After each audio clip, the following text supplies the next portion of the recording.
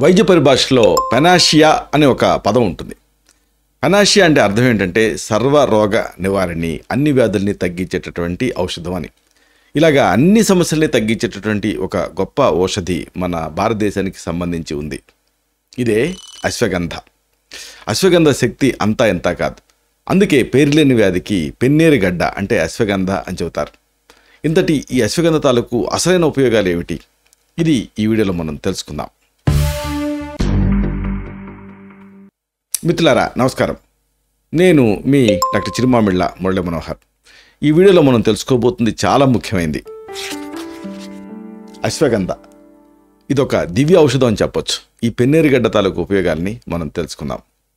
చూడండి, ఆయుర్వేదంలో అశ్వగంధ అనేది ఒక అపురూపమైనటువంటి రత్నం అని చెప్పొచ్చు. దీనికి అశ్వగంధ అనే పేరు ఎందుకు వచ్చింది అంటే, ఒకటి అశ్వం లాంటి శక్తిని మనకి ఇస్తుందని, అలాగే అశ్వం లాంటి వాసన వస్తుంది అన్న అర్థంతో దీన్ని ఇలా పిలుస్తారు. ప్రధానంగా హార్స్ పవర్ అంటారు చూసారా, అంటే పవర్ని చెప్పాల్సి వచ్చేటప్పుడు హార్స్ తోటి ఎట్లా చెప్తారో అలాగే ఇది మనకి శక్తిని ఇస్తుంది. అది దీని ప్రత్యేకత.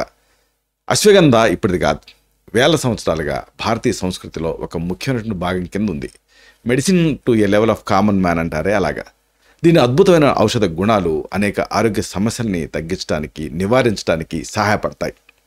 పురాణాల ప్రకారంగా అశ్వగంధని దేవతలు సైతం వాళ్ళ శక్తిని పెంచుకోవటం కోసం ఉపయోగించారు. ఇది చారిత్రకారులు చెప్తారు. ఇది మన వేదాలలో, పురాణాలలో, అలాగే ఇతిహాసాల్లో కూడా ఉంది. అందుకే అశ్వగంధ ప్రతి ఒక్కళ్ళ జీవితంలో కూడా ఒక భాగంగా ఉండటం అనేది చాలా ముఖ్యం.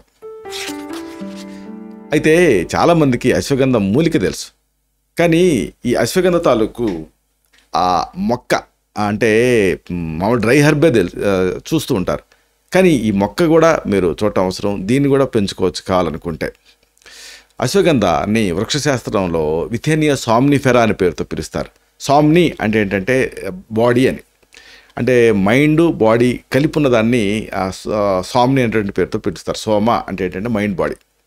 ఇక్కడ ఇది మైండ్ని అలాగే బాడీని రెండింటినీ ట్రీట్ చేస్తుంది. ఇది సాల్నేసి కుటుంబానికి సంబంధించింది. దాదాపుగా ఇది 1 మీటర్ వరకు పెరిగేటటువంటి ఒక బహువార్షికపు గుల్మం. దీనికి కాండం ఉంటుంది. దీని ఆకులు కణుపుకి ఒకటి చొప్పున వెడల్పుగా దాదాపు అండాకారంలో ఉంటాయి. అశ్వగంధకి చెట్టుకి పువ్వులు ఉంటాయి. ఈ పువ్వులు ఆకుపచ్చ కలర్లో ఉంటాయి ప్రధానంగా, అలాగే లైట్గా పసుపు రంగులో కూడా ఉంటాయి. అయితే ఆకుల దగ్గర గుంపులు గుంపులుగా ఇవి వస్తాయి. ఇక కాయలు గుండ్రంగా కుంకుడు గింజ ఆకారంలో, ఆ కుంకుడు గింజ సైజులో, పండినప్పుడు ఎర్రటి రంగులో ఉంటాయి. ఈ ఎర్రటి రంగు ఉండేటువంటి ఫ్రూట్స్ తోటి దీన్ని గుర్తుపట్టచ్చు. ఎందుకంటే అశ్వగంధ అనేది మనం వాడే ఆ మూలిక మూలం, అంటే అది ఎక్కడో భూమి అడుగుని ఉంటుంది. కానీ ఆ మూలం ఎక్కడి నుంచి వచ్చింది అనేది గుర్తుపట్టడం ముఖ్యం. కాబట్టి ఈ చెట్టును గుర్తుపట్టడం చాలా అవసరం. ఈ మొక్క మన భారతదేశం అంతటా కూడా ముఖ్యంగా పొడి ప్రాంతాలలో పెరుగుతూ ఉంటుంది. ఆంధ్రప్రదేశ్, తెలంగాణ రాష్ట్రాల్లో కూడా ఇది సాధారణంగా కనిపిస్తూనే ఉంటుంది.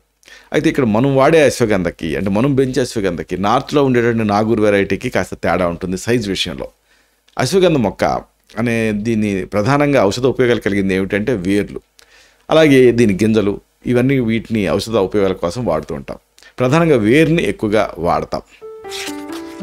అయితే దీనికి సంబంధించి ఔషధ ఉపయోగాలు ఏమిటి, మెడిసినల్ యూజెస్, ఇది తెలుసుకుందాం. మెయిన్గా చాలా ఉంటాయి.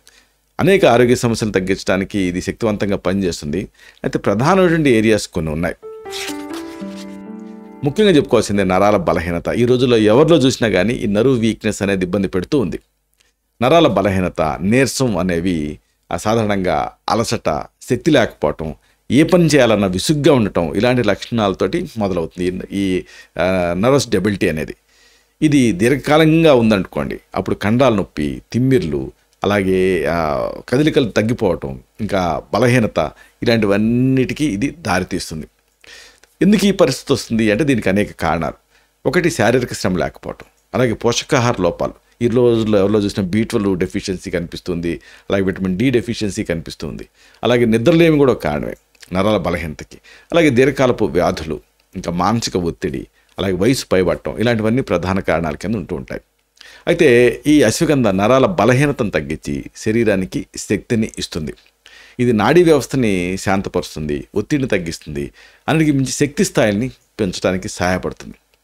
అశ్వగంధని సాధారణంగా ఈ పాలతోటి, పంచదారతోటి కలిపి తీసుకోవటం అనేది సాంప్రదాయం. అయితే దీన్ని ఎగ్జాక్ట్గా ఎలా వాడాలి అంటే, ఈ పెన్నేరు దుంప పొడిని 5 నుంచి 10 గ్రాముల మోతాదుగా రెగ్యులర్గా పాలు పంచదారతో కలిపి 40 రోజులు అంటే మండలం పాటు తీసుకుంటే డెఫినెట్గా నీరసం, నరాల బలహీనత ఇలాంటివి తగ్గుతాయి. ఈ మిశ్రమాన్ని రోజుకి ఒకసారి ఉదయం లేదా రాత్రి తీసుకుంటూ ఉండొచ్చు.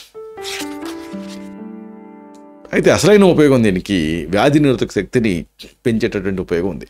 కోవిడ్ తర్వాత అందుకే ఇది బాగా ఫేమస్ అయింది. అంటే వీక్ ఇమ్యూనిటీ ఉన్నప్పుడు దాన్ని కరెక్ట్ చేయడానికి అశ్వగంధ మీకు ఉపయోగపడుతుంది.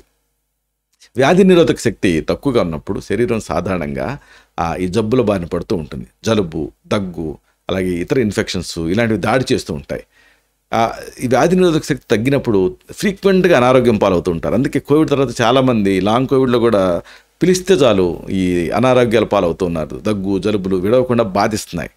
అలసట, గాయాలు మానటానికి ఎక్కువ టైం పట్టడం ఇలాంటివి కూడా అనుబంధ లక్షణాల కింద ఉంటూ ఉంటాయి. తరచుగా ఇన్ఫెక్షన్స్ మెయిన్గా దాడి చేస్తూ ఉంటాయి. ఈ వ్యాధి నిరోధక శక్తి తగ్గడానికి కారణాలు ఏమిటి అని కనుక మనం ఆలోచిస్తే, 1 పోషకాహార లోపం, 2 నిద్రలేమి. కనీసం 4 నుంచి 6 గంటల నిద్ర అవసరం, 6 నుంచి 8 గంటలు కూడా అవసరం. కానీ ఈ రోజుల్లో చాలామందికి ఈ మాత్రం నిద్ర కూడా ఉండట్లేదు. మానసిక ఒత్తిడి, వాతావరణంలో మార్పులు, కొన్ని రకాల దీర్ఘకాలపు వ్యాధులు ఇవన్నీ కూడా ఈ ఒత్తిడిని పెంచుతాయి శరీరంలో. దాంతో వ్యాధి నిరోధక శక్తి తగ్గిపోతూ ఉంటుంది. అయితే అదృష్టవశాత్తు అశ్వగంధ ఈ వ్యాధి నిరోధక శక్తిని పెంచడానికి అద్భుతంగా పనిచేస్తుంది.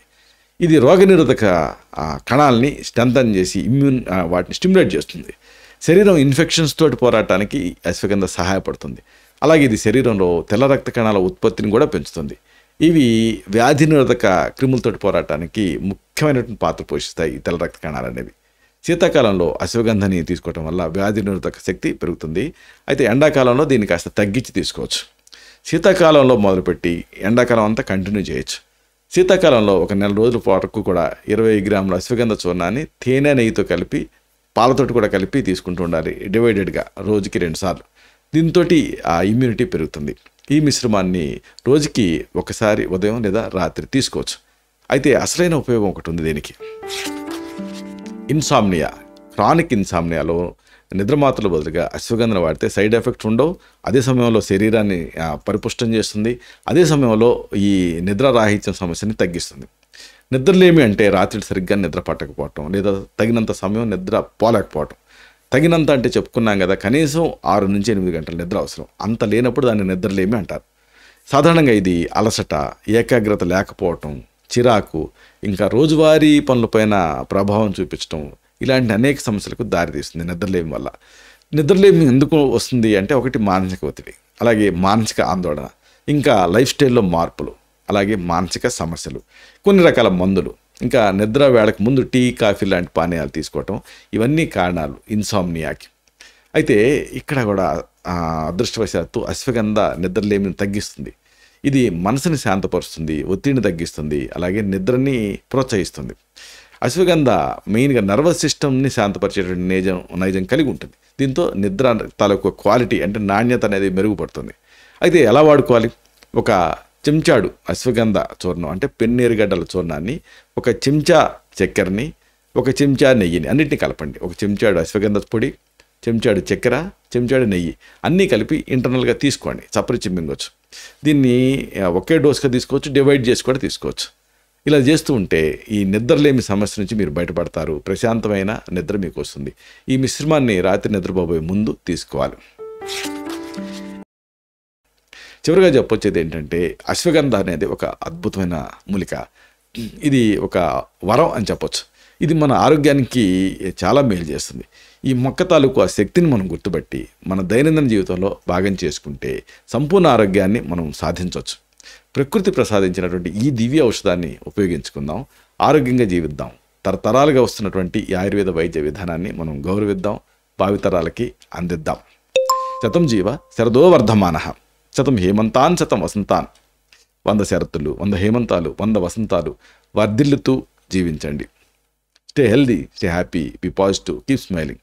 Love you all. శుభం.